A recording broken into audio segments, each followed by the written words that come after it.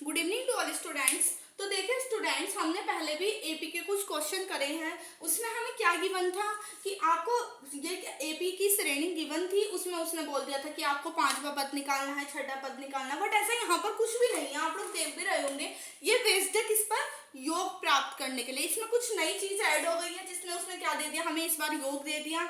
और योग को देने के बाद वो हमसे पूछ रहा है कि कितने पद चाहिए ये वाला योग बनाने के लिए। ठीक है, इस श्रेणी में हमें कितने पद लेने हैं कि जब हमारा योग ये बन जाए। ठीक है स्टूडेंट, पहले मैं आपसे ये कहना चाहूंगी, अगर आपको मेरी वीडियो अच्छी लगे तो प्लीज उसको सब्सक्राइब कर दिया करें, कमेंट बॉक्स में बता दिया करें कि वीडियो कैसी लगी है। ठीक है, तो देखते हैं स्टूडेंट्स क्या होगा इसमें। देखिएगा, सबसे पहले मैं आपको योग प्राप्त करने के लिए जो फॉर्मूला होता है वो बताऊंगी। तो देखिए क्या हो जाएगा, Sn is equal to n/2 2a plus n-1 into d. Students, ये फॉर्मूला आपका फिक्स होता है जब भी वो बात करता है आपको योग की। ठीक है, तो देखिए यहाँ पर ऐसे मैं आपको बता देती हूँ हमें क्या क्या चीजें चाहिए। देखो Sn है, होता है हमारा योग, वो हमें गिवन है कितना, 636।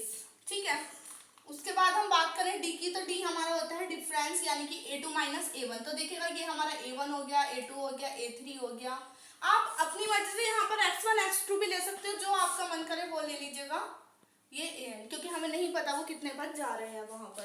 ठीक है, तो मैं अगर बात करती हूँ a2 माइनस a1 करने की, तो देखिएगा a2 17 है और a1 है हमारे पास 9, तो मुझे क्या मिल जाएगा 8। एक डी की वैल्यू हमारे पास कितनी आ गई, 8, डिफरेंस आ गया ये हमारा। ठीक है, अब बात करें देखो ए की, तो ए कितना है, जो a1 है वही हमारा क्या है, a9। ठीक है, सिंपली एन की मैं आपको बात करूं, दिस इज वेरी इंपॉर्टेंट।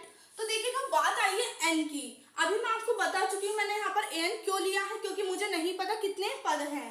ठीक है, अगर वो हमसे बोलता है कि चौथा पद निकालो, पांचवा पद निकालो, तो हम लेकर चल देते हैं, जैसे कि आपने वो वाला फॉर्मूला पढ़ा होगा जो पद निकालने के लिए होता है, an is equal to an वाला जो फॉर्मूला होता है आपका a plus n-1 into D. ठीक है, ये वाला आपका फॉर्मूला होता है। तो इसमें आप क्या कर देते हो, देखो जैसे कि अगर वो हमसे बात करता है पांचवा पद निकालो, तो आप यहाँ पर a5 लेकर चल देते हो। इट मीन्स आपकी n की वैल्यू कितनी हो जाती है, 5। लेकिन यहाँ पर तो ऐसा कुछ है ही नहीं। ठीक है, तो फिर देखिएगा n क्या हो जाएगा, यहाँ पर हमें फाइंड करना है n, क्योंकि कितने पद है वही तो हमें बताना है। ठीक है, तो देखते हैं अब इसमें वैल्यू पुट करते। देखिए Sn की जगह देखो हमने क्या लेना है, 636 is equal to n/2 2 multiply by a कितना है हमारे पास 9 plus n-1 into d. D कितना है स्टूडेंट्स, देखिएगा हमारे पास 8। ये मैंने पुट कर दिया यहाँ पर, 636 इज इक्वल टू n/2। देखिए जब आपको 2 की 9 में मल्टीप्लाई करोगे तो आपको 18 मिल जाएगा प्लस। अब मैं इसकी मल्टीप्लाई इसमें भी करूंगी और इसी की मल्टीप्लाई इसी में भी करूंगी। ऐसा नहीं करना कभी भी कि एक टर्म से मैं मल्टीप्लाई कर दी और दूसरा ऐसे रह गया, पूरा क्वेश्चन आपका गलत हो जाएगा। तो देखो 8 की जब n में मल्टीप्लाई होगी तो 8n माइनस का साइन है, सेम एज आ गया। 8 की 1 में मल्टीप्लाई करेंगे 8। ठीक है, उसके बाद आप देखो क्या करोगे,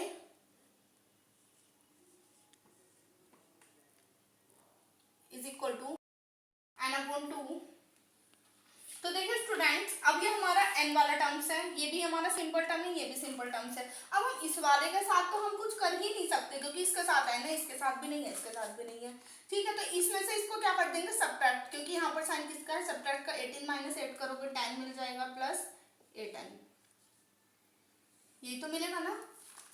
अब देखो क्या है नेक्स्ट स्टेप हमारा, 636 इज इक्वल टू n।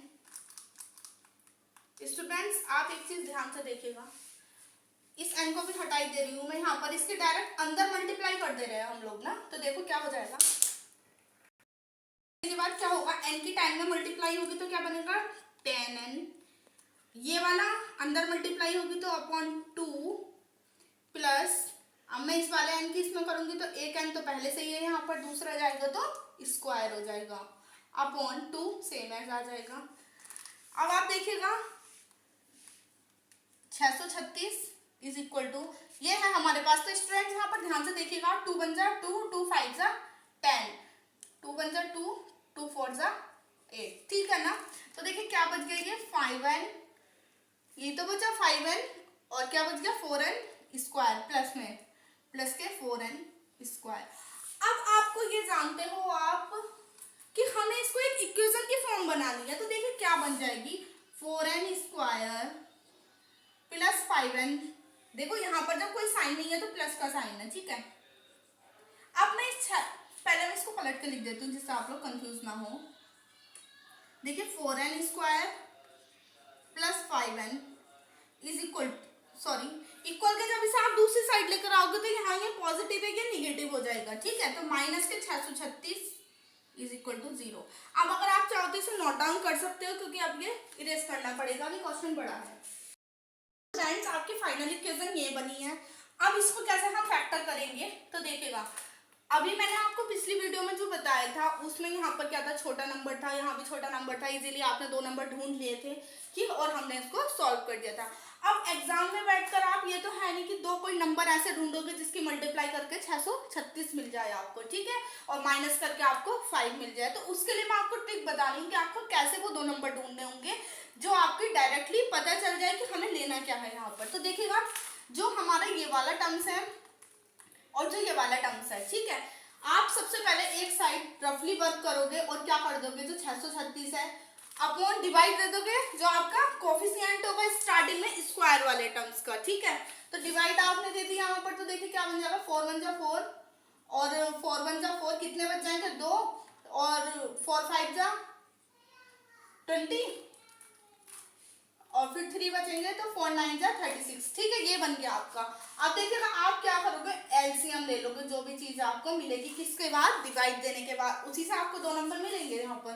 तो देखिएगा 3 5 जा 15 और 3 3 जा 9। तो स्टूडेंट देखो क्या बन गया, अब ये किसी नंबर से भी नहीं जा सकता, तो क्या आ जाएगा ये सिंपली 1। आपको क्या टर्म्स मिला यहाँ पर, जो पहला नंबर आपको मिला वो मिला 53, आपको जो यहाँ पर फैक्टर करने का फर्स्ट नंबर मिला वो मिला 53।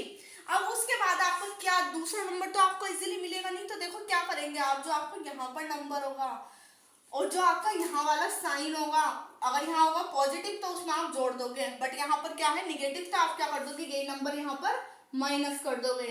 तो देखिएगा जब आप 13 में से 5 घटाओगे तो 8 आ जाएगा और यहाँ पर क्या बच गया 4। तो आपका एक नंबर क्या हो गया 53 और दूसरा कितना हो गया 48। इजीली आपने दोनों नंबर देख लिए। अब यहाँ पर पुट कर देते हैं 4n स्क्वायर प्लस, देखिए क्या बन जाएगा ये 53 माइनस 48, मैं इसको हटा देती हूँ कभी आप लोग कंफ्यूज हो जाओ, ठीक है। 53 माइनस 48, n है n बाहर लिख देंगे ऐसी, माइनस के 636 इज इक्वल टू 0, ठीक है स्टूडेंट। सिंपली वर्क कर रहे हैं अब हम लोग यहाँ पर 4n स्क्वायर प्लस, अब मैं इस n की यहाँ भी मल्टीप्लाई कर दूंगी, इस n की यहाँ भी मल्टीप्लाई कर दूंगी, तो देखिएगा क्या मिल जाएगा 53n minus 48n minus 636 is equal to 0, ठीक है स्टूडेंट्स। अब हमें यहाँ पर क्या करना है, कॉमन ले लेना है।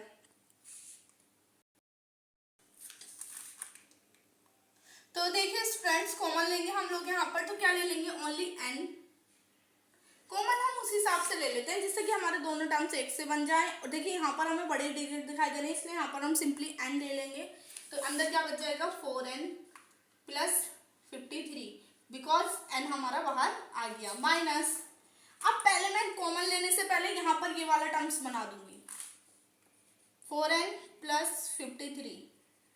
अब आप देख सकते हो कि आपको कौन सा नंबर ऐसे बाहर आ जाएगा, तो देखिएगा क्या मिल जाएगा हमें 12। जब आप देखिएगा 12 चौक 48 और जब 12 की आप 53 में मल्टीप्लाई करोगे तो आपको ये वाला नंबर मिल जाएगा।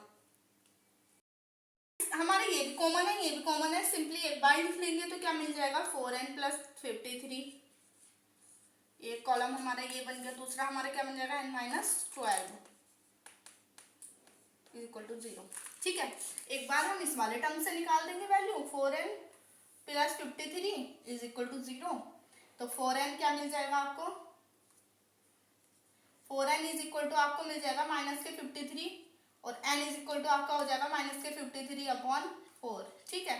एक वैल्यू आपके पास n की ये आ गई, और दूसरी देखिएगा क्या आ जाएगी जब n minus 12 is equal to 0, तो दूसरी क्या आ जाएगी, n इज इक्वल टू, जब दूसरी साइड जाएगा इक्वल के तो प्लस का 12, तो n इक्वल टू 12, और पहली आ गई थी माइनस के 53/4।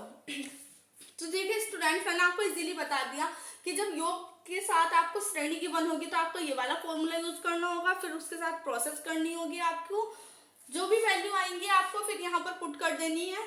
जो आपकी इक्वेशन बनेगी सिंपली उसको हमने दो नंबर को ऐसे चूज कर लिए, ये ट्रिक आपको मैंने ये बता दी कि कैसे वो हमें दो नंबर चूज करने होते हैं। एग्जाम में इतना टाइम नहीं होता आपके पास जो लॉन्ग नंबर को आप सिंपली सॉल्व कर सको, तो उसके लिए ट्रिक आपकी वहां पर मैंने बताई है कैसे आपको करना है। सॉल्व करिएगा, दोनों वैल्यू मिल गई है।